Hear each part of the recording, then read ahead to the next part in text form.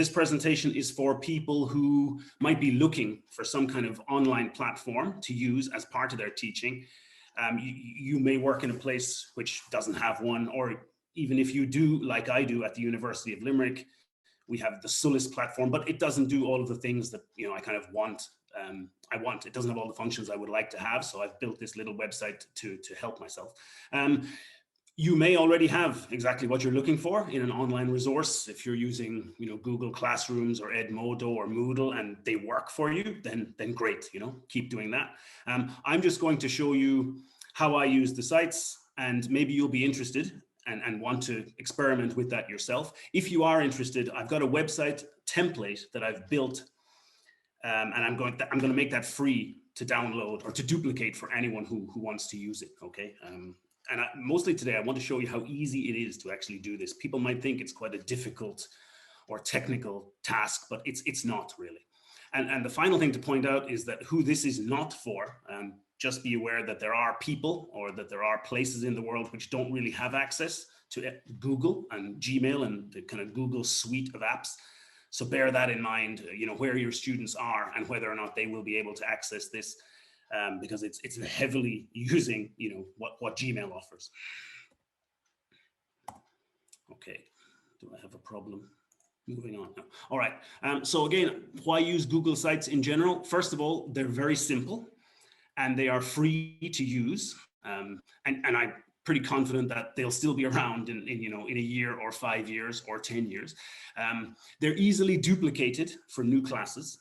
So it's very easy to just duplicate a website you've already made and then change it for a new class or for a new school or whatever you want.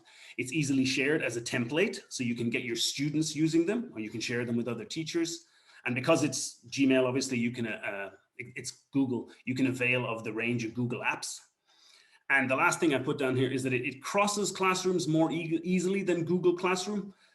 A lot of these, I guess, lesson management, they're designed with a particular class in mind. When you try to create something on Google Classroom, the first thing it says is name your class. Whereas with Google Sites, because they're not actually really designed as a teaching resource, they're not limited to one class. You can have them just used for a range of different classes. Okay, so I'm just going to show you an example of some Google Sites that I've created in the past, and you'll see the different things that they can do. The first one is one that I started in 2014 in Japan, when I was working in Japan. So I've just switched to a different tab. Can everyone see that? Maybe Gabby, can you let me know if you can see? Yes, we do. That's great. Okay, so this is a course called Civic Activism and ICT. This was at Chuo University in Tokyo.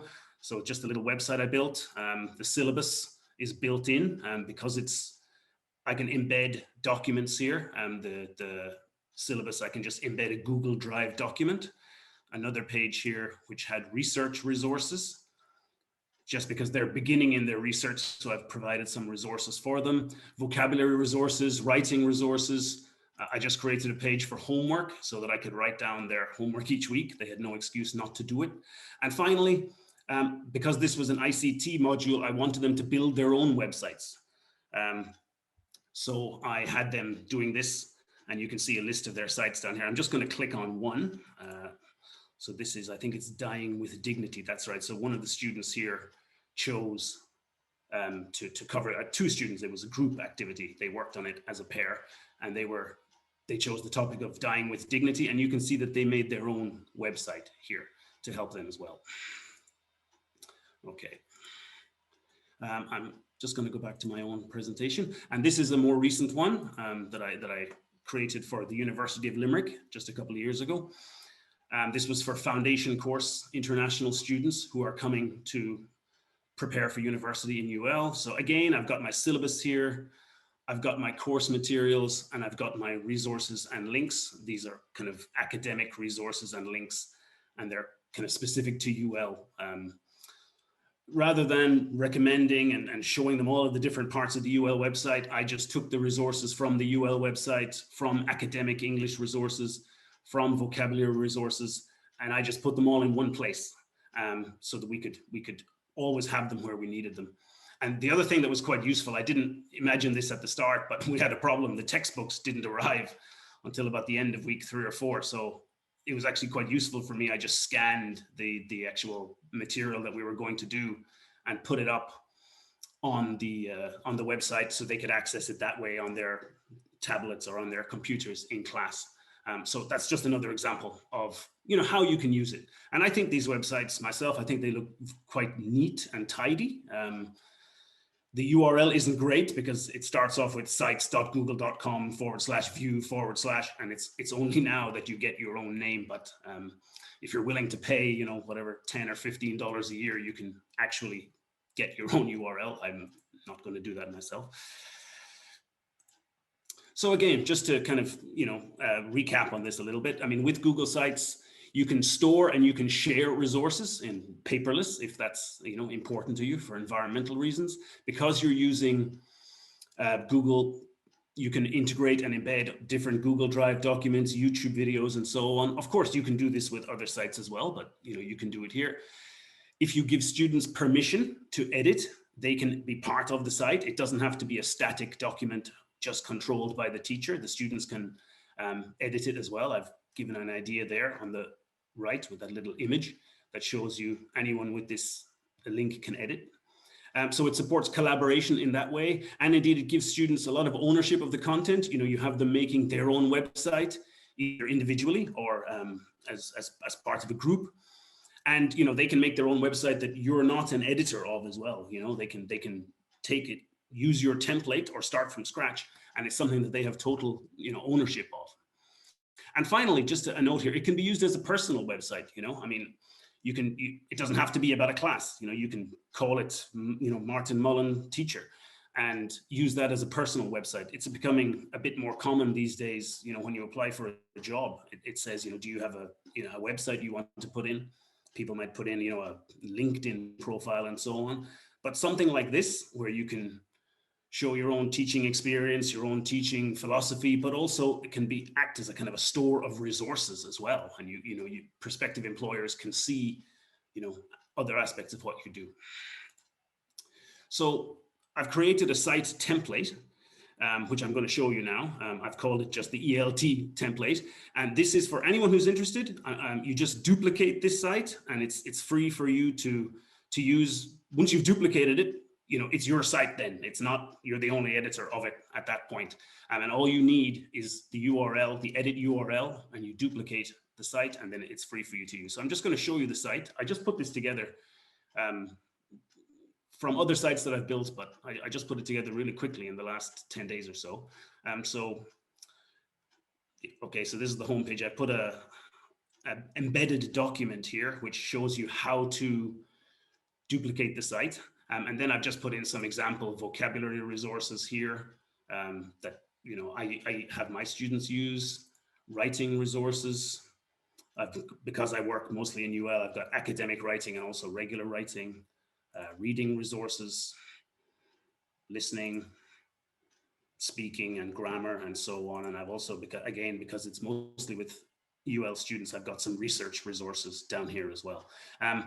So that's the site that is available for anyone to use if you want to. And just to show you an example, I mentioned that I was giving this presentation to a member of the Japanese teaching staff in UL, and they took a look at the template and they decided to use it. Now, they only started to adapt it for their own purposes within the last 48 hours, really. And this is what theirs looks like now. So you can see that the template here is pretty much the same down the side.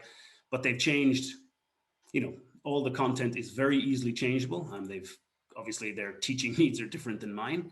So they've got, you know, their kanji page, the Japanese language proficiency test page, and they're building links, which they're going to then, you know, provide to the students. And actually they're taking links that the students have recommended as well.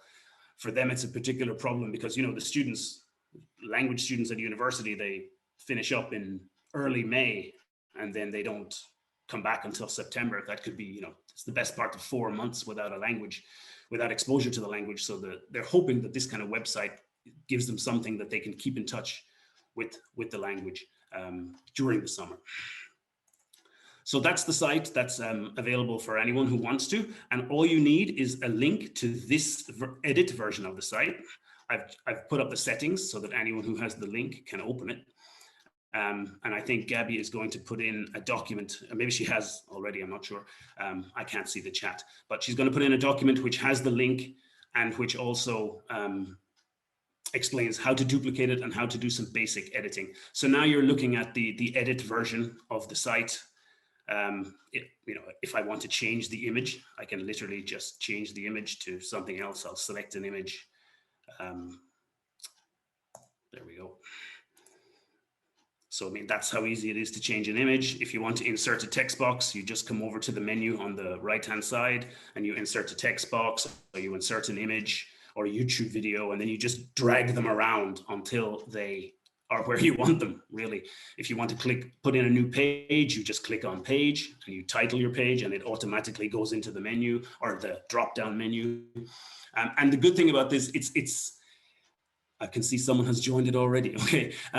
The good thing about this is it detects what device someone is accessing it on. So, it automatically changes the design for either a laptop, a tablet, or a smartphone as well. So it customizes itself in that way. Okay. So I think that is the end. Hopefully some people are interested in using this site. I know that I already spoke a little bit by message with Irene.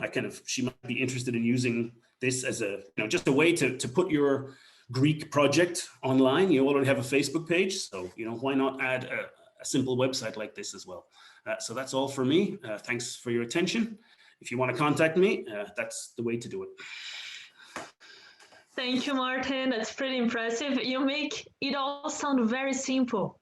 But it really is, and this is what I want people to understand more than anything. People, you think, oh, I could never build a website, or I could never do that.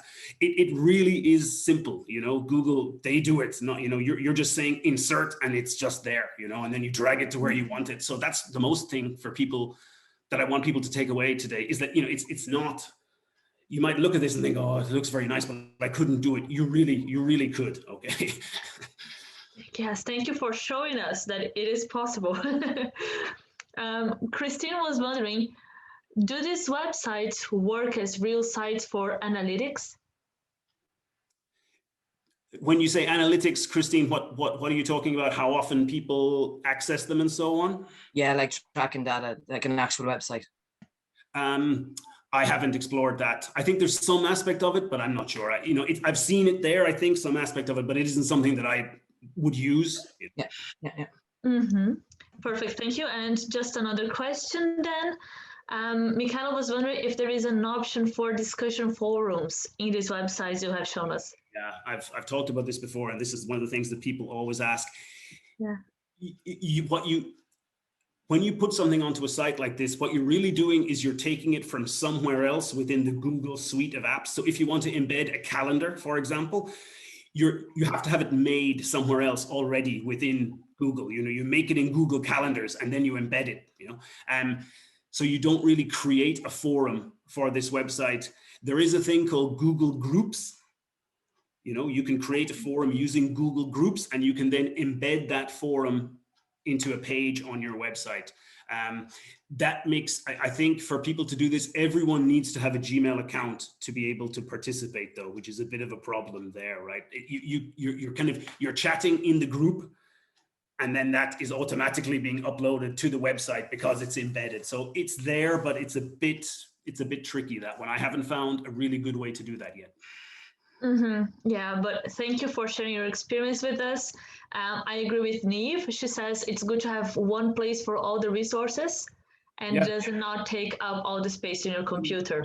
I know you want to move on. Just that final comment. I mean, I see people talking about these things today, and as a teacher as well, you do something and then it just kind of disappears into the past. You have this project and then you finish it and then you just move on from it. But using a place like this to store all of these things, for the students to see, but also to show you as a teacher what you've been doing. I think it's just one place to do it, but hopefully I've shown people today that it's quite a simple place to do it.